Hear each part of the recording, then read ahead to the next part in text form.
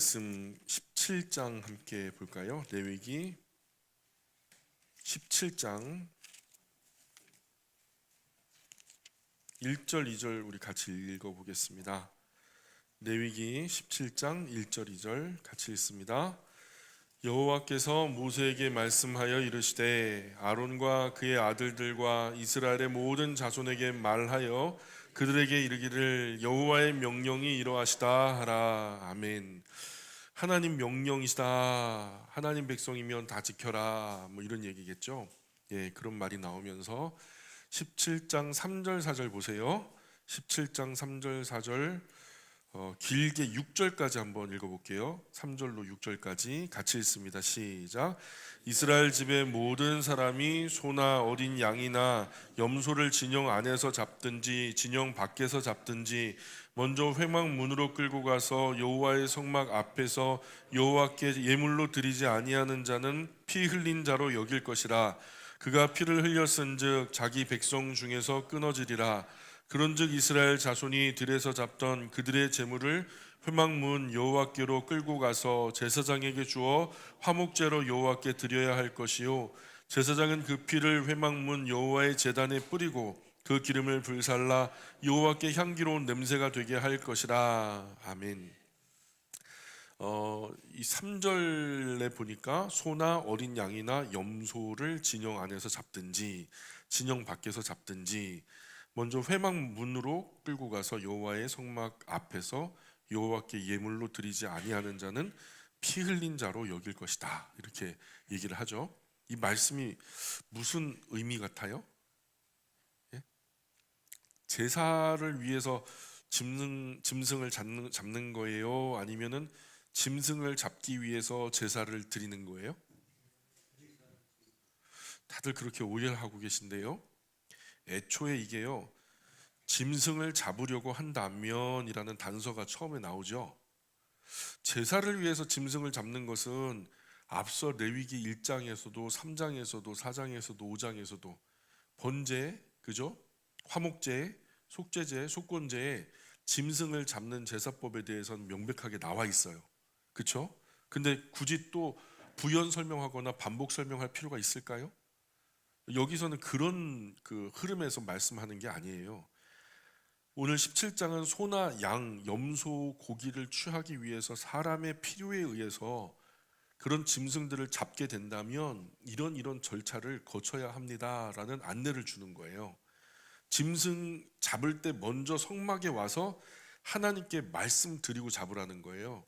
자, 개인적으로 들판이나 아니면은 그 장막 주변 어딘가 그 당시 원하는 모든 곳에 가가지고 잡을 수 있죠.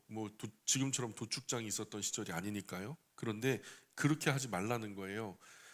누구나 아무 곳에서나 들판에서나 마구잡이로 함부로 잡으면은 안 된다는 말씀을 하시면서요. 왜 그럴까요? 왜 그렇게 말씀하실까요? 지금 하나님이 명령을 하신 거거든요. 짐승 그렇게 함부로 잡지 마라. 정한 곳에서만 잡아라. 근데 그 정한 곳이 성막이에요. 제사가 드려지는 그 시스템을 이용해라.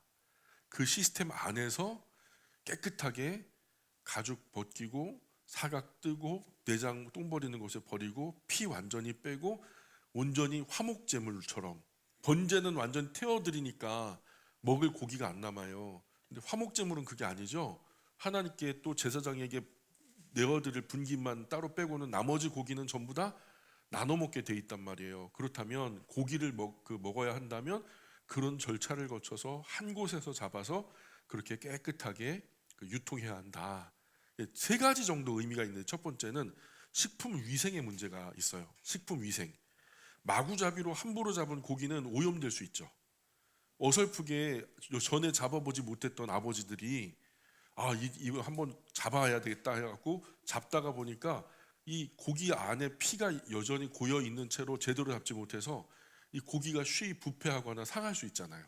워낙 더운 지방이니까. 그러니까 그렇게 되면 그 고기를 먹는 사람들은 그 가정이나 가문이나 이웃들이 전부 다 배앓이를 하거나 약도 없는 시절에 이질에 걸리거나 그러면은 큰일 나는 거죠. 죽고 사는 문제가 걸리는 거죠. 그래서 바르지 않게 잡아서 생산 유통되면 문제가 커지니까 그래서 원래 짐승 잡는 곳 누구보다도 잘 잡는 곳, 어느 곳에서보다 능숙하게 잡고 능숙하게 피를 빼고 능숙하게 기름과 내장을 제거하고 사람 몸의 해로운 부분 제거할 수 있는 기능을 가진 곳이 그 당시는 한 곳밖에 없었어요. 성막. 그것에 도통한 사람들이 누구냐? 제사장들이죠. 그 모든 시스템이 아주 깨끗하고 체계적으로 잘 갖추어진 곳이 성막이었잖아요. 성막은 앞서 하나님께서 명령하신 식품 위생의 취급 방법에 따라서 아주 거룩하고 정결하게 다루어지던 곳이고요. 그래서 알고 보면은 하나님을 향한 제사도, 그리고 우리가 먹고 마시는 음식도 사실은 굉장히 경건한 의미가 있어요. 예. 그 신앙과 일상이 다른 게 아니라 우리가 먹고 사는 것도 어찌 보면 제사의 일환으로 본다면, 우리가 흔히 이런 말 하죠. 우리가 이곳에서 공식적으로 드리는 예배가 끝나면 집으로 돌아가는 그 순간 우리가 일상에서 시작되어지는 개인의 예배가 시작되는 거잖아요. 그런 것처럼 예배, 여기서 공식적인 예배가 있지만 예배당 문을 나가면서 개인의 예배가 시작되는 거라. 이런 의미로 보자면 이 제사라고 하는 것과 먹고 사는 것 때문에 어쩔 수 없이 짐승을 잡아서 고기를 취하는 이런 행동들도 사실 모든 그 큰 틀을 예배의 영역 안에서 봐야 된다. 어쨌든 짐승을 가장 많이 잡고 잘 손질해가지고 아주 깨끗하게 취급할 수 있는 그런 기능이 그 시절 성막 외에는 다른 곳은 없었다는 거예요. 오늘은 어때요? 오늘은 예배당에 나와서 소 잡고 돼지 잡고 막 개 잡고 막 그래요? 아멘입니까? 눈을 뜨셔야 알아요. 예. 오늘은 어디서 잡아요? 도축장에서. 정육점 못 잡아요. 큰일 나요. 정육점에서는 잡은 고기를 파는 곳이고, 도축장을 나라에서 국가에서 지정을 해줘가지고 그게 하천으로 흘러가는 이 모든 그 루틴을요, 오염되는 물질들 전부 다 배제하게 해서 깨끗하게 도축장을 시설화 해가지고, 그래서 허가하고 위생관리, 품질관리, 유통관리, 다 환경관리 이런 걸 다 해서 그런 도축장을 거쳐서 시중에 팔리는 고기를 우리가 정육점에서 안심하고 사 먹죠. 나라에서 정기적으로 이 도축 시설을 또 식품 위생이다, 식품 안전이다, 그 상태를 관리 감독하죠. 어쩌다가 막 저 미국산이다, 호주산인데 국내산 한우로 막 둔갑하면 나라에서 막 세금을 때리고 말이에요. 그죠?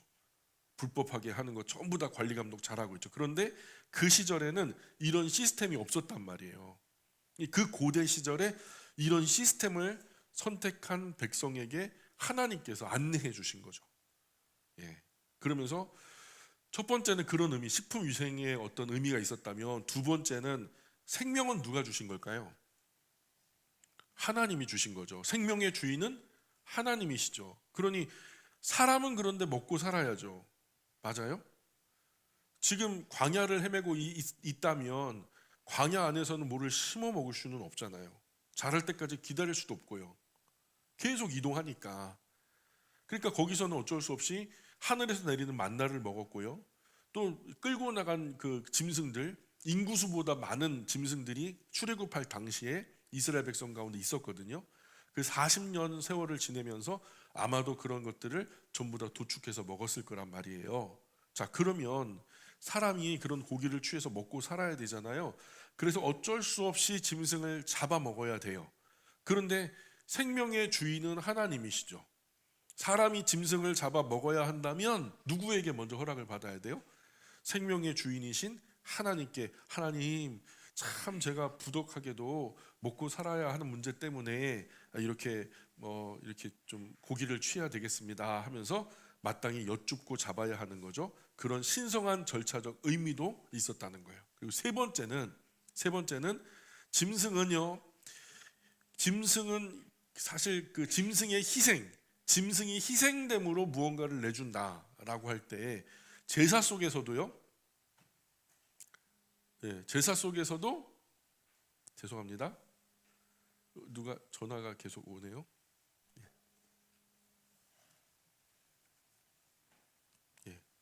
저 거 아니죠? 저는 놔두고 와서.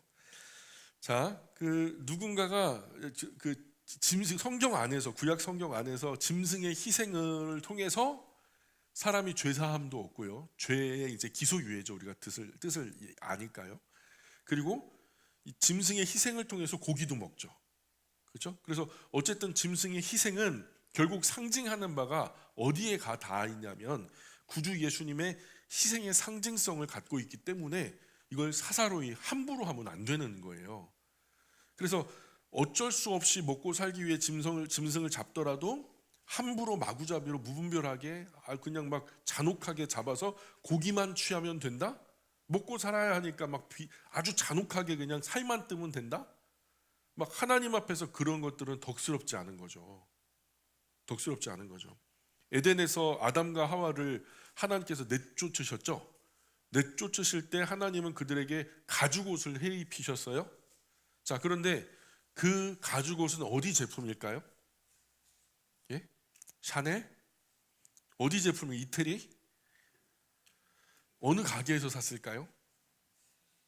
그때로부터 사람이 살기 위한 짐승의 희생은 구주 예수님의 인류 구원을 위한 희생을 상징하고 있었기 때문에 우리가 짐승을 잡아서 어쩔 수 없이 제사를 드리거나 우리 죄를 사하기 위해 용서받기 위해서 짐승을 잡아서 고기를 취할 때라도 이것은 굉장히 중요한 상징적인 의미를 갖고 있기 때문에 함부로 하면 안 되었단 말이죠.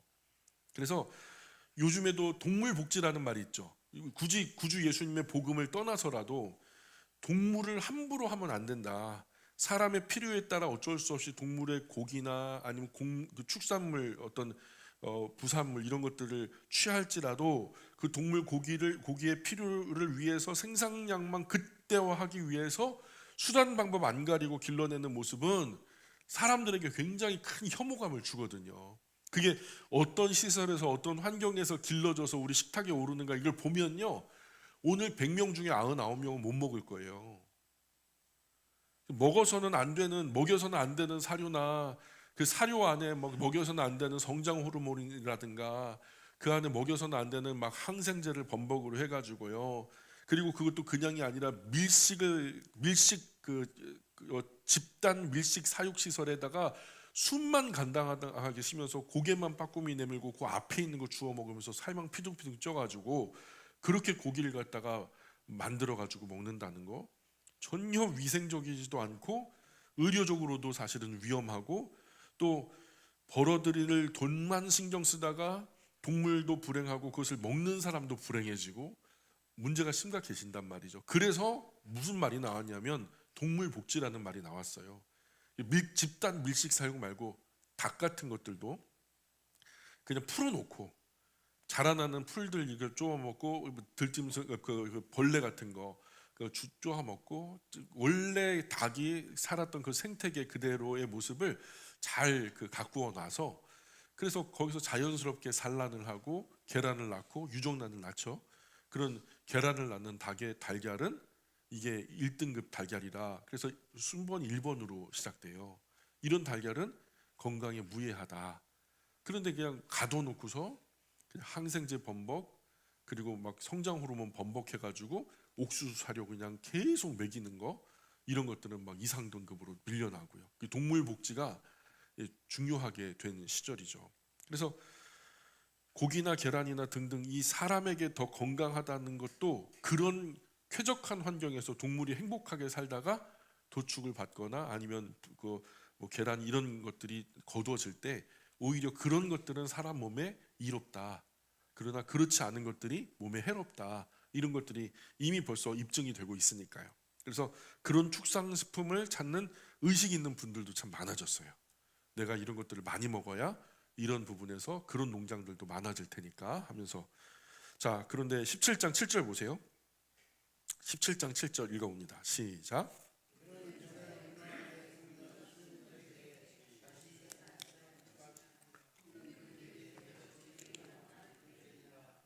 졸려요? 성경 읽는 소리가 오전하고 많이 달라지셔서 제가요 은사가 참 대단합니다. 불면증 환자를 다 오라 제가 다 치료할 수 있어요. 담비쌤 그렇죠? 자, 그래도 아직 견디셔야 됩니다. 버티셔야 돼요. 중요한 이야기가 몇 개 남았어요. 자, 수렴소 한번 생각해 보세요. 여러분 생각하는 수렴소. 수렴소 머리에 뭐가 있어요? 뿔이 있죠. 귀는 어느 방향으로 나왔는지 아세요? 귀가 옆으로 이렇게 나왔어요. 뿔은 이렇게 있고 귀는 이렇게 있고 또 수렴소는 뭐가 있어요?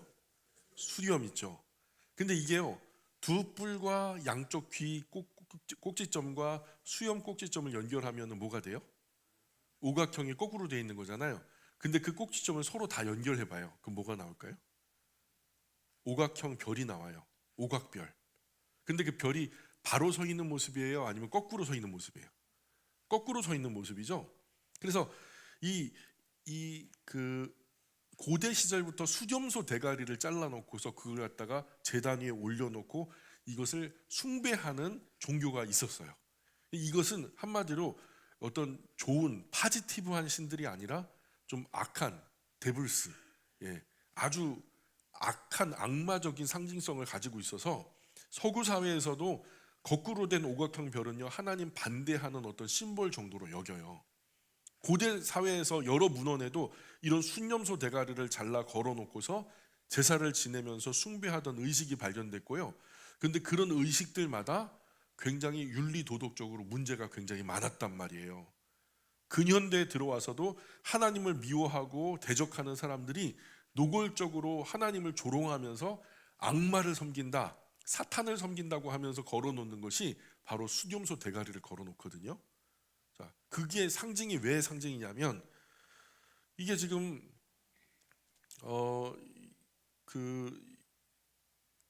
지금 이제 고대 사회에서 이런 수렴소를 숭배하는 숭배의 기록들이 많이 발견되고 있는데, 인신제사 아시죠?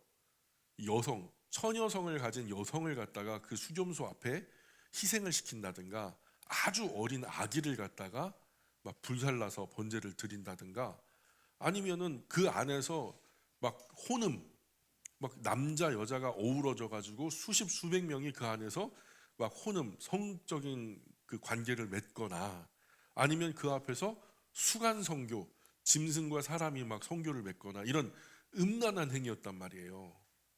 자, 그래서 7절 말씀을 미루어 짐작해 볼 때 레위기가 쓰여질 당시에도 이런 수렴소 제사가 있었던 것 같아요. 왜냐하면 오늘 말씀에 뭐래요? 수렴소에게 다시 제사하지 말 것이니라. 다시라는 것은 먼저는 있었단 얘기죠. 수렴소 제사가 있었단 말이에요, 그죠? 근데 수렴소 제사했던 사람이 있었다는 말인데, 근데 이 수렴소 제사를 하나님이 어떻게 평가하고 계시죠? 음란하게 섬기던, 맞아요? 앞에 나오죠. 음란하게 섬기던. 그래서 제가 방금 말씀드렸던 그 고대 사회에서의 이런 수렴소 숭배는 음란과 직결되어 있단 말이에요. 막 혼음, 집단 선교, 수간 선교, 막 더러운 어떤 쾌락, 이런 것들로 뭐 사람을 인신 제사를 지낸다든가, 이런 모습은요, 하나님 앞에서 정말 가증하기 때문에 하나님의 백성, 하나님의 나라 선택된 백성은 이런 짓 하면 안 된다라고 제안을 주시는 거고요. 그 수렴소를 잡아야 한다면 어떻게 잡아요? 고기를 취하기 위해서 잡아야 된다면 하나님의 원칙은 성막으로 가져오라는 거예요. 절차에 따라 제사장들이 잘 그 고기만 잘 발라가지고 그 다음에 이제 그걸 화목제물 위해서 가족이나 가문이나 이웃과 더불어 나눠 먹을 수 있도록 잘 제품화 해줄 테니까 그렇게 정리하라는 거죠. 8절 9절 계속 읽어볼게요. 8절 9절 시작.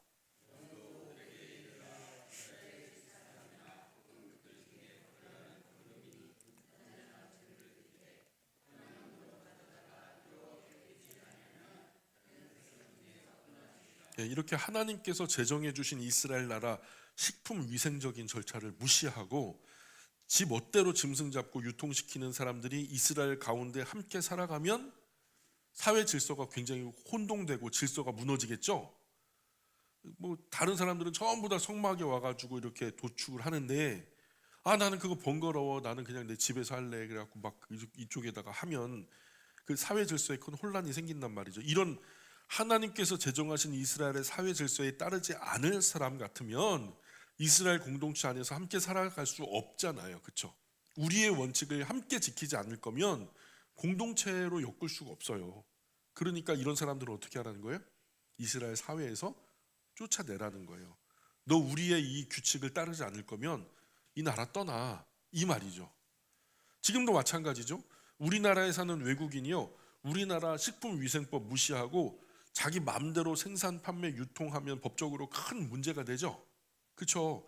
나중에 우리 국민 중에 피해자가 생겨요. 그렇게 막 함부로 했던 음식들이 우리에게 왔을 때 그게 위생적으로 안전한가 이런 것들이 검증되지 않는 상태에서 우리가 먹고 마실 때 우리 국민들 중에 피해자가 생기고 그 질서가 혼란이 되거든요.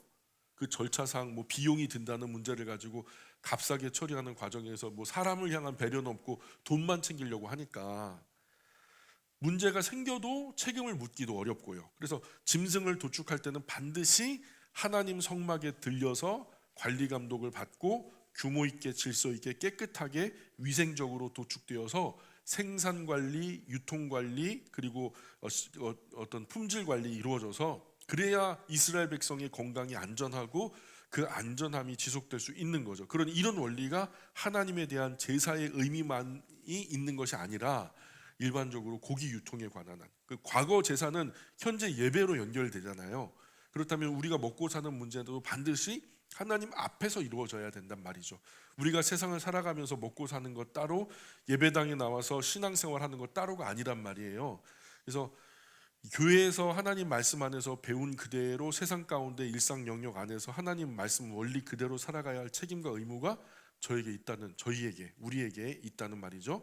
사실 하나님 말씀 따라 사는 것은 책임과 의무이기도 하지만 사실 그것은 우리에게 주어진 굉장히 큰 특권이에요.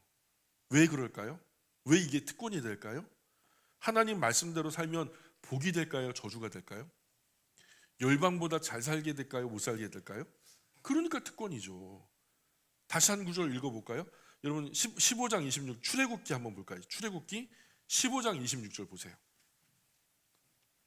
출애굽기 15장 26절에 뭐라 말씀하는지 우리가 계속 곱씹어 생각해 봐야 됩니다. 15장 26절 출애굽기입니다. 시작. 이르시되 너희가 너희 하나님 나 여호와의 말을 들어 순종하고 내가 보기에 의를 행하며 내 계명에 귀를 기울여 내 모든 규례를 지키면 내가 애굽 사람에게 내린 모든 질병 중 하나도 너희에게 내리지 아니하리니 나는 너희를 치료하는 여호와임이라. 그래서 질병에 걸리지 않도록 위생적으로 지금 하나님이 품질 관리해 주고 있잖아요.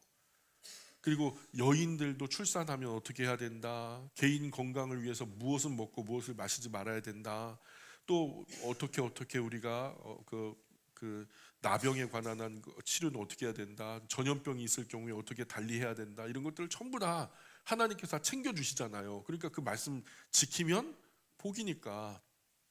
그래서 그 이유를 잘 모르겠어도 그 원리가 좀 이해되지 않더라도 일단 하나님 말씀, 하나님을 신뢰하는 마음으로 그분의 말씀 잘 지켜 준행하면 우리에게 반드시 복이 됩니다. 아멘이죠? 반드시 복이 됩니다. 이유는 모르지만, 원리는 모르지만 아직까지 현대 과학이 밝혀주지 못한 많은 부분들이 있어요. 그러나 하나님이 우리에게 나쁜 것 요구하실 만한 분이세요? 절대 그렇지 않죠. 하나님 신뢰하십니까? 인격적으로 신뢰하세요? 그럼 믿으시란 말이에요. 그분의 말씀을. 그래서 하나님을 신뢰한다는 마음을 표현하는 것이 예배고, 그 예배의 증거가 세상 가운데 일상 영역 안에서 그분의 말씀대로 순종하며 살아가는 것이 참된 예배자의 증거인 거죠. 그래서 예배는 예배당에서 드리지만 참된 예배의 증거는 우리 일상에서 나타나는 거예요. 그래서 먹고 마시는 문제 안에서도 우리 신앙은 지금 고백되고 있다. 그래서 지금 하나님 말씀이 잘 이해되지 않고 아무리 생각해도 모르겠어도 하나님 말씀하신 대로 살면 반드시 복이 된다. 이것을 우리가 믿으셔야 돼요. 하나님께서 주시는 복은 하나님 말씀이죠. 하나님이 주시는 최고의 복은 하나님 말씀이에요. 그 말씀 준행하면 그 말씀이 곧 은혜가 돼요. 그 말씀을 따를 때는 고생스럽게 느껴졌지만 말씀대로 순종하고 나니까 그 열매가 엄청나게 크더라는 거예요. 우리가 일구는 것보다 100배, 1000배, 만배로 귀하더라는 거예요. 그래서 하늘에서 뿌려지는 무슨 신비한 가루나 빛이나 뭐 기운이 아니고요. 많은 그리스도인이 하나님 말씀에 순종하지 않으면서 스스로 은혜 받았대요. 하나님은 은혜 주시지 않았는데 자기는 은혜 받았대. 왜냐하면 내가 감동됐거든. 근데 그 감동이 은혜는 아니거든요. 하나님은 그런 은혜 주신 적 없어요. 일상에서 하나님 말씀 순종하지 않는데 하나님 은혜를 주셨다고요? 그럼 그거는 위험한 거예요. 하나님이 주신 게 아니라 악한 영들이 장난일 수 있어요. 주지도 않은 은혜 받았다고 우기지 마시고 이제 그런 말은 넣어두시고, 이제 하나님 말씀에 불순종하는 사람은 이스라엘 공동체에서 끊어지는 것이 아니라 영적 구원의 공동체에서 영원히 끊어지게 되는 것이죠. 자, 다시 본문으로 돌아와서 17장 10절부터 14절까지 한번 볼까요? 17장 10절로 14절 같이 읽어볼게요. 시작.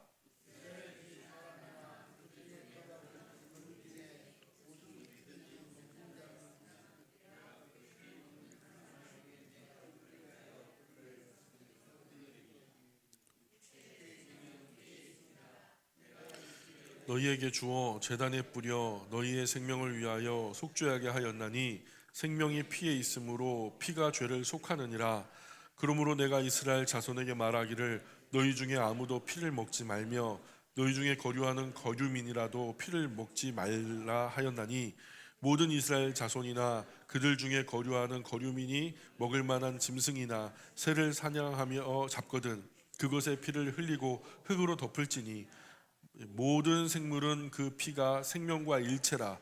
그러므로 내가 이스라엘 자손에게 이르기를 너희는 어떤 육체의 피든지 먹지 말라 하였나니 모든 육체의 생명은 그것의 피인즉 그 피를 먹는 모든 자는 끊어지리라. 아멘. 피를 먹지 말아라. 이건 뭐 더 말하면 입이 아프죠. 하나님의 사람 그리스도인은 절대로 피를 먹으면 안 돼요. 짐승 피에는 각종 독소와 아주 무서운 기생충들이 있어요. 그리고 아직까지 밝혀지지 않은 무서운 작용들이 이 피와 함께 있기 때문에 하나님이 먹지 말라 하는 것은 반드시 어떤 이유가 있겠거니 하고서 우리가 순종하면 좋아요. 또 우리가 지금은 알 수 없지만 하나님 말씀하신 근본적인 위험이 짐승 피를 마실 때 벌어졌단 말이에요. 피 먹지 말래요. 피로 만든 음식, 순대, 선짓국 등등 먹지 말래요. 먹으면 당장 어떻게 되지는 않아요. 그러나 결국에는 좋지 못한 결과로 우리에게 돌아온다. 그것이 어떤 신령한 의미인지 모르겠어요. 그게 어떤 육체적인 어떤 건강의 영역인지 모르겠어요. 어쨌든 우리에게 좋다 좋지 않다? 절대로 좋지 않다. 그러니 피는 먹지 말아라. 정리할게요.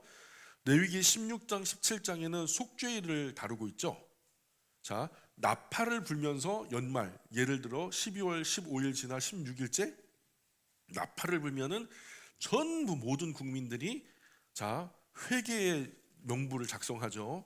내가 지나온 한 해 동안 어떤 하나님 앞에서의 잘못들이 있나 이렇게 하면서 이제 회개의 절기를 지내고 마지막 대속죄일에 온 국민이 하나님 앞에서 대제사장이 하나님의 지성소까지 들어가서 여호와여 여호와여 여호와여 이름을 부르고 우리 모든 죄의 허물들을 용서하십시오. 모세의 율법대로 그것이 이런 절차에 의해서 우리의 죄가 소멸된다라는 것을 저희가 믿고 의지하오니 지금은 용서하여 주십시오 하면서 이거 대제사장의 속죄를 중심으로 이 바깥에 있는 사람들이 전부 다 모든 영광 하나님 받으소서 하면서 엎드려서 그 죄를 소멸하는, 하나님 앞에서 죄의 마침표를 찍는 그런 절기를 지낸단 말이죠. 그래서 죄의 세 가지 속성 지난 시간에 했죠. 죄의 연속성, 죄의 가속성, 죄의 가중성. 연속성이면요, 죄가 끊어지지 않는다는 거예요. 한 번 지은 죄는요 당연하게 여겨져서 계속 같은 죄를 범하는 거예요.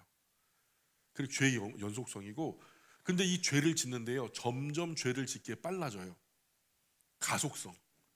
그리고 죄가 그게 그 수준에 머무는 게 아니라 죄가 점점점 커진단 말이에요. 처음에는 100원 훔쳐도 괜찮은 줄 알았는데 나중에는 100억 훔쳐도 죄인지 모르게 된다는 거예요.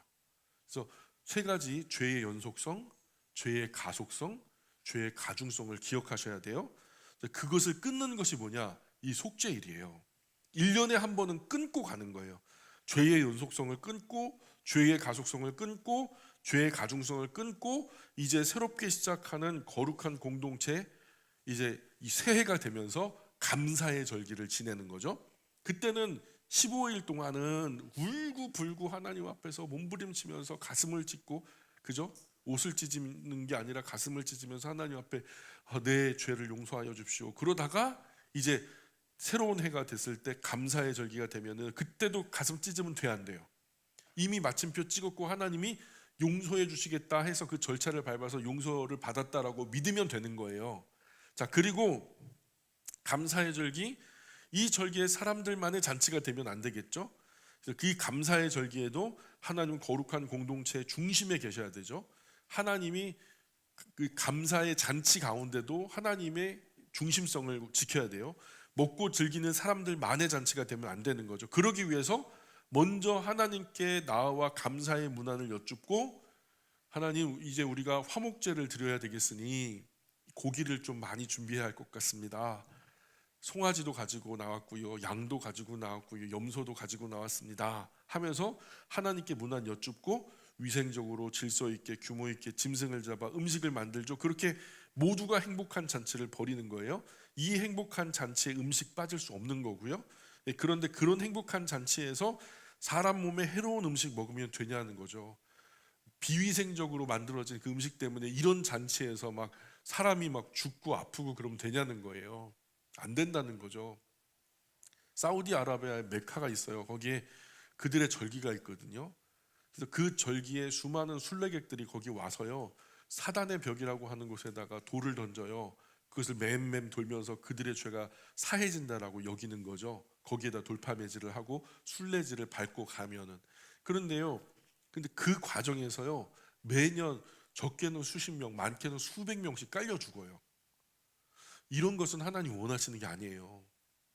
하나님은요, 택한 백성이요, 회개의 절기를 지내서 감사의 절기를 만날 때 그 감사 속에서도 규모 있게 질서 있게, 하나도 누구 아프지 않게, 힘들지 않게, 죽지 않게 위생적으로 질서 있게 하기를 원하셨던 거죠. 그래서 이렇게 위생적인 음식 빠질 수 없는 거예요. 그래서 그런 행복한 잔치에서 사람 몸에 해로운 음식 먹으면 안 되겠다는 거죠.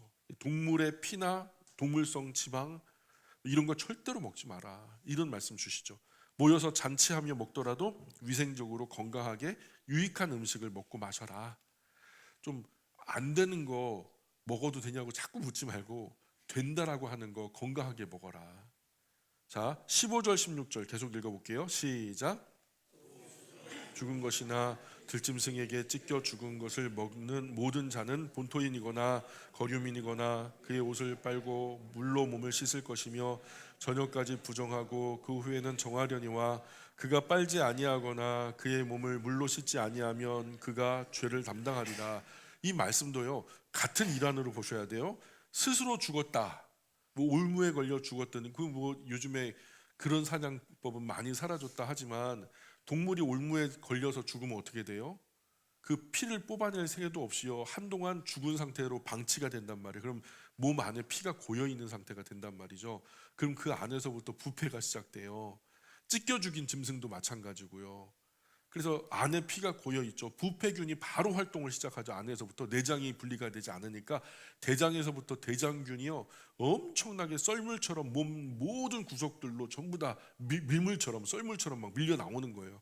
절대 위생적으로 좋지 않은 거예요. 그런 스스로 죽은 짐승이나 찢겨 죽임 당한 짐승은 절대 먹으면 안 되는, 그 지극히 당연한 것이고요. 혹여나 그런 짐승의 죽음을 실수라도 손으로 만지거나 몸에 닿았다면, 우리는 그때는 하나님이 야, 거기에는 미생물들이 있는데 몸에 굉장히 해로운 박테리아 어떤 미생물들이 있어, 이런 것들 손에 닿으면은 너희가 어떤 병에 걸리고, 이거 설명해도 몰라요. 안 보이니까. 그러니까 그냥 여기서는 어떻게 말씀해 주셔야 되냐면은, 그거 꼭 깨끗하게 씻어라. 그런 거 손을 만졌다, 그거 닿았다 그러면 깨끗하게 씻어야 된다, 이렇게밖에 더 말씀해 주실 수가 없죠. 이게 종교법 같아요? 이건 종교법이 아니고 위생법이에요. 그래서 하여튼 몸에 닿았다면 깨끗하게 씻으라는 거예요. 16절 읽어볼게요. 16절. 그가 빨지 아니하거나 그의 몸을 물로 씻지 아니하면 그가 죄를 담당하리라. 만약 이렇게 더러운 짐승의 사체를 손으로 만졌어요. 몸에 닿았어요. 근데 씻지 않았어요. 그래가지고 이 손에 더러운 바이러스, 미생물들이 잔뜩 묻어 있는 상태에서 세균성 이제 뭐 잘못된 어떤 질병들이 손이나 묻은 몸으로 옮겨오면은, 이 위생적인 절차를 무시해서 더러운 균에 감염되거나 질병에 걸렸다면 그 열매는 본인이 감당해야 된다는 거죠. 그런 말씀이에요. 여기서 그 죄를 담당하리라. 예, 그가 죄를 담당하리라. 그게 뭐냐면 그 행위가 종교적으로 죄가 된다는 게 아니고 하나님은 분명히 건강하게 지낼 수 있는 방법을 알려주셨지만 이 절차를 어겨서 씻지 않고 먹어서 그런 것이 몸에 들어와서 탈이 나고 문제가 생기고 병이 된다면 씻지 않은 그 사람이 그 병을 담당하는 거잖아요. 그래서 하나님은요 씻으라는 거예요. 하나님은 씻는 것 되게 중요하게 여기서요. 여러분 씻고 주무세요, 아버지들. 이게요 신앙이라니까요. 씻고 주무시라니까요. 양치질도 꼼꼼하게 하시고 하루에 아침 저녁 2번은 하셔야 돼요. 낮에는 가그린으로 하시더라도. 예? 발도 꼭 씻으시고요. 지금 이 옷을 물로 빨고 몸도 씻고 위생적인 방법을 아주 구체적으로 말씀해 주시는 거죠. 그리스도인은 잘 씻어야 됩니다. 아멘. 너무 자주 씻으면 피부가 건조해져서 가려워가지고 문제 생기니까 그건 덕스럽지 않고요. 자, 우리가 11장부터 17장까지 지금 살펴왔는데요. 11장은 음식에 관한 규례죠. 먹을 거, 먹지 말아야 할 거, 이거 잘 가려야 몸이 건강하다. 개인의 건강 없이 다른 뭐가 필요해요. 12장의 산후결례, 생명의 어떤 그 시스템을 말하는 거죠. 산모를 배려해야 된다. 더 건강한 생명들이 이스라엘 건강한 백성으로 더 많아지고 부흥하기 위해서는 이 생명의 시스템이 여성의 이 출산에 대해서 우리가 각별하게 관심을 가지고 섬겨줘야 된다. 그들은 굉장히 중요한 존재들이다 하면서 이 산모들에 대해서 정말 배려하는 고대 시절의 이런 배려가 12장에서 설명되고 있고요. 13장에서 나병이라는 것이 사람들에게 옮겨질 수 있는 병인데 피부병을 말하는 거예요. 그냥 문둥병만을 말하는 게 아니라 대체적으로 옮겨지는 모든 피부병을 다 설명하고 있는데 거룩한 회중의 유지 보존을 위해서 공중 위생은 굉장히 중요하다. 여기 의료에 관한 부분이죠. 15장에도 이제 그 14장에도 나병, 13장이 나병의 진단과 대책이었고 14장이 나병의 회복과 정결례, 의료 같은 의료의 부분이었죠. 그리고 15장 같은 경우에는 유출병의 진단과 대책이었죠. 거룩한 회중의 유지 보존을 위해서 꼭 필요한 부분이죠. 그리고 16장에서 속죄일 규례가 이제 나왔어요. 선택된 백성 연말 연초의 풍경이 어떤가. 연말에 나팔절로 시작하는 개인적인 회개와 국민적으로 마지막 날을 대속죄일에 모든 국민이 그 하나님 앞에서 전심전력으로 다 한꺼번에 회개를 그냥 회개 집회를 하는 거죠. 그리고 연초에 들어서 새로운 해를 여는 시작에 지난해 주신 것들에 대한 감사와 더불어서 화목제의 축제를 벌이면서 맛있는 음식을 여러분 좋아하는 고기를 나눠 먹는, 근데 그것도 절차대로 먹기 위해서 17장 축제 함께 먹고 마실 음식, 즉 짐승의 도축과 개인 위생에 관한 말씀을 이렇게 주신 거죠. 그래서 레위기를 크게 보면 세 파트로 좀 나눌 수 있는, 첫 번째는 1장부터 10장까지는 예배죠. 그래서 우리가 지켜야 할 최고의 존엄과 최고의 가치예요.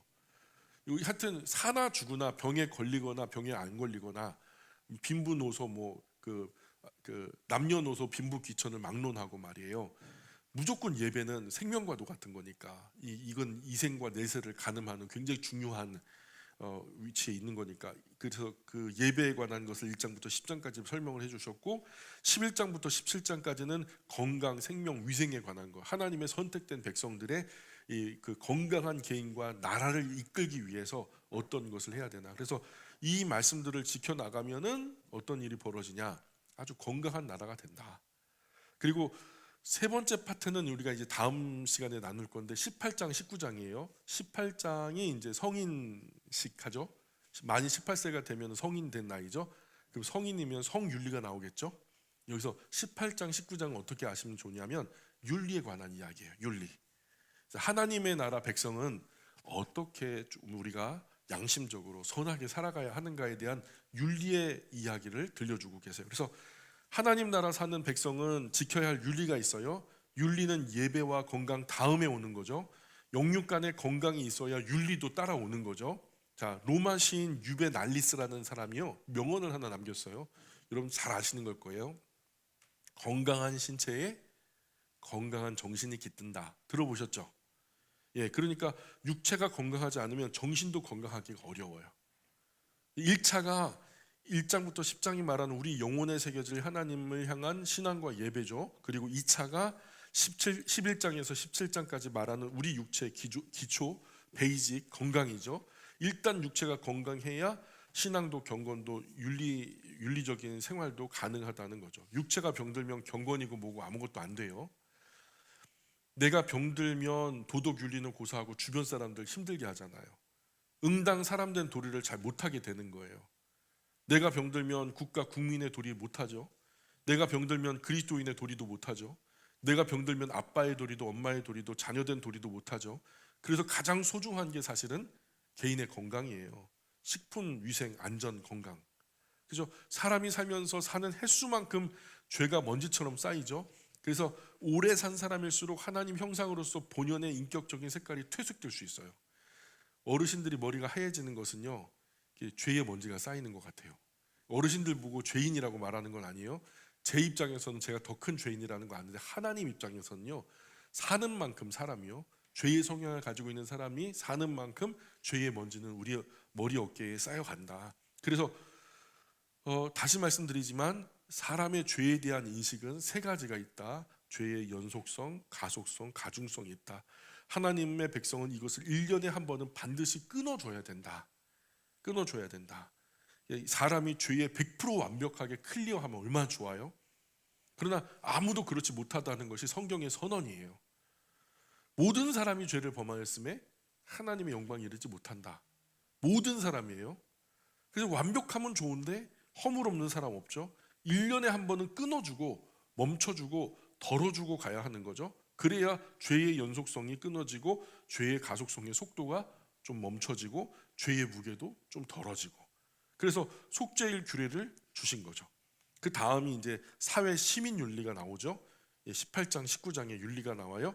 나중에 이제 예수님께서 오셔서 레위기 18장 19장 윤리 수준이 고대 사회에서는 상당히 높은 수준의 윤리였어요. 이대로만 살면 열방 속에서 가장 높은 수준의 윤리적인 나라가 되는 거예요. 그런데 레위기 수요된 당시 고대 사회에서는 그 수준이 높았는지 모르지만 예수님 당시에는 그것이 조금 미흡하다, 부족하다. 더 높은 수준의 윤리, 더 높은 수준의 도덕으로 갱신해 주시는 거죠. 내가 율법이나 선지자나 폐하러 온 게 아니다. 어떻게 하러 왔다? 더 완전하게 하려고 왔다.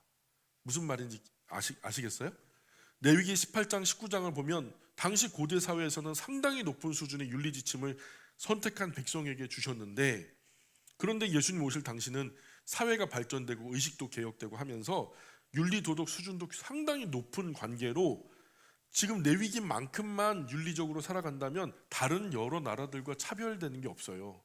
윤리 도덕 수준보다 훨씬 더 높은 수준으로 업그레이드를 하신 거죠. 예수님께서 레위기 18장 19장 수준보다 훨씬 더 높은 수준으로 해서 말씀하신 것이 바로 뭐냐? 산상수훈이에요. 여러분 잘 아시는 산상보훈이라고도 말하죠. 산상수훈의 윤리 도덕 수준은 상당합니다. 지금 저와 여러분도 지키기가 쉽지 않을 정도로 엄청나게 높은 차원의 도덕 윤리를 말씀하고 있어요. 그래서 일단 그리스도인은 건강해야 된다. 일단 그리스도인은 건강해야 된다. 그리고 구주 예수님 안에서 지은 죄 다 자복하고 회개해야 된다. 그리고 최소한 1년에 한 번은 정말 지난 한 해의 모든 죄를 떨구고 멈추고 덜어내고, 그렇게 우리가 좀 그것들을 덜고서 하나님 안에서 뭐 자유롭게, 죄에 대해서 이제 자유롭게 기쁘게 새해를 시작해야 된다. 우리가 작은 죄와 실수에 연연하고 마귀가 고까지 것 가지고 막 장난을 치거든요. 이거 하나 가지고 야 너 죄 지었지? 너 죄 졌지? 네가 그러고도 그리스도이냐? 네가 그러고도 사람이야? 네가 그러고도 목사냐? 네가 장로라고? 네가 권사냐? 네가 집사냐? 네가 그리스도인이라고? 웃기지 마. 그러면 여러분 우리가 이 작은 것에 걸려가지고 괴로운 거예요. 이 굴레에 갇히면 평생 괴로운 거예요. 그저 하나님 앞에 고개도 못 드는 죄인으로만 살아가게 된단 말이에요. 근데 하나님은 우리가 그렇게 살기를 원치 않으세요. 여러분 그럴 때 우리는 하나님께서 우리에게 주신 귀한 장치가 구주 예수님의 구원의 은혜잖아요. 그러니까 내가 구주 예수님의 이름으로 명령한다. 사탄아 물러가라. 명령할 수 있어야 돼. 대적할 수 있어야 돼요. 그래, 나는 완전하지 못해. 사람 누구도 완전하지 못해. 그래서 불완전한 나를 위해서 구주 예수님께서 십자가 위에서 죽으셨어. 그러니 네가 따지고 자시고 할 문제가 아니야. 그분이 나를 위해서 십자가에 못 박혀 대신 죽어주셨는데, 그러니 너하고는 할 말 없어. 우리는 구주 예수님 은혜 안에, 그 사랑 안으로 들어가야죠. 이렇게 마귀를 자꾸 대적하고 이겨 먹어야 돼요. 마귀를 대적해야 되고 마귀를 이겨 먹어야 되고, 우리 죄의식을 구주 예수님 십자가 위에서 흘리신 보혈로 자꾸 계속 이겨 먹어야 되는 거예요. 마귀가 이걸 가지고 장난질하지 못하도록. 만약 우리가 이 죄의식 떨쳐내지 못하면 점점 우리의 자존감이 낮아져요. 약해져요. 약한 몸, 약한 마음, 낮은 자존감에 누가 넘어들어오냐면 구렁이 담 넘어오듯이 악한 사단이가, 더러운 귀신들이 막 달려들어 가지고 우리의 영혼의 인격을요 좀먹어 버려요. 그러니까 매일 새롭게 털어버려야 돼요. 이제 1년에 한 번씩은 안 되고 아침 저녁으로. 이 지나간 것은 지나간 그대로 구주 예수님 앞에서 회개하고요. 사람에게 잘못한 것 있으면 사과하고 용서를 구하고요. 그리고 먼지처럼 쌓이는 죄의식은 매일 털어버려야 되고요. 그렇게 자유롭고 기쁘게 하루를 시작하고 기쁘게 하루를 마무리해야죠. 자, 우리에게 죄와 허물이 없으면 정말 좋겠죠. 죄와 허물이 없으면 정말 좋겠죠. 그러나 죄와 허물이 없으면 우리에게 구주 예수님도 필요 없어요. 저와 여러분에게 쌓인 죄와 허물이 산처럼 크고 많이 있으니까 구주 예수님은 저와 여러분 위해서 몸버려 피 흘려 주신 거잖아요. 자, 그러니 정말 정직하게 하나님 아버지께 나아가 구주 예수님께 의지하여 정직하게 자백하고 회개하고, 다시는 그런 실수 범하면 안 되겠죠. 회개하면서, 그리고 기쁘게 자유롭게 그분 앞에서 살아가는 것이 하나님이 기뻐하신 뜻이에요. 기뻐하라, 하나님 뜻이래요. 기뻐하는 것이 하나님의 뜻이래요. 예, 조는 것이 하나님 뜻이 아니라. 계속 내 안에 죄의식을 해결하지 못하고 있으면 그것이 나쁜 끈아풀이 돼가지고 우리 마음에 충동질하고 장난질하고 악한 영들이요, 야 네가 그러고도 그리스도인이야, 네가 그러고도 사람이야, 네가 그러고도 목사냐 장로냐 권사냐 집사냐 성도냐 하면은 진짜 할 말 없는 거거든요. 그러기를 하루 이틀이지 계속 충동질하면은요 영혼이 위축되고 괴롭고 그냥 사는 동안 그냥 그게 마음에 부담이 돼가지고 병 걸리고 몸도 건강 잃고 마음도 건강 잃고 영혼도 위축되고 문제가 심각해지는 거죠. 오늘 17장 이야기 좀 마음속에서 조려내실 수 있겠어요? 예, 대답을 하세요. 자, 18장 19장 다음 시간에 계속 할게요.